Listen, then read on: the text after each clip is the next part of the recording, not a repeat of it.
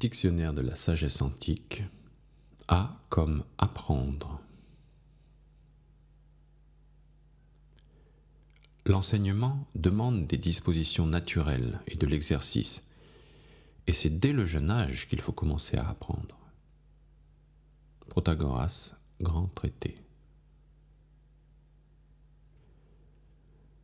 Il faut que l'homme apprenne aussi longtemps qu'il lui reste quelque chose à savoir. Mieux vaut apprendre tard que n'apprendre jamais. Le mieux, c'est de suivre nos ancêtres s'ils nous ont tracé la bonne route. Publius Cyrus, Sentence. Dans l'ancien temps, c'était une coutume bien établie d'apprendre de ses aînés, en les regardant vivre et en écoutant leurs conseils, les usages que l'on devait ensuite mettre en pratique soi-même et transmettre à son tour à ses cadets. Ainsi, on engageait les jeunes gens à servir dans l'armée dès leur plus tendre jeunesse. En obéissant, ils apprenaient à commander, et en suivant les autres, ils se rendaient capables de marcher à leur tête.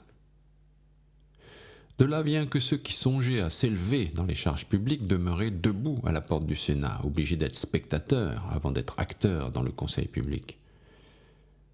Chacun avait son père pour maître. Et celui qui n'avait point de père en trouvait un dans le plus illustre et le plus ancien des sénateurs. C'est ainsi qu'ils apprenaient, par l'exemple, le plus sûr de tous les guides, quel était le pouvoir de celui qui proposait, le droit de celui qui opinait. Ils comprenaient l'autorité de chaque magistrat, la liberté de tous les autres citoyens. Ils reconnaissaient quand il fallait céder ou résister, quand on devait se taire et comment on devait parler, comment se faisait la distinction des avis contraires, comment il était permis d'ajouter quelque chose à ce qu'on avait déjà dit. En un mot, l'ordre qu'on devait observer au Sénat. Pline le Jeune, Lettres.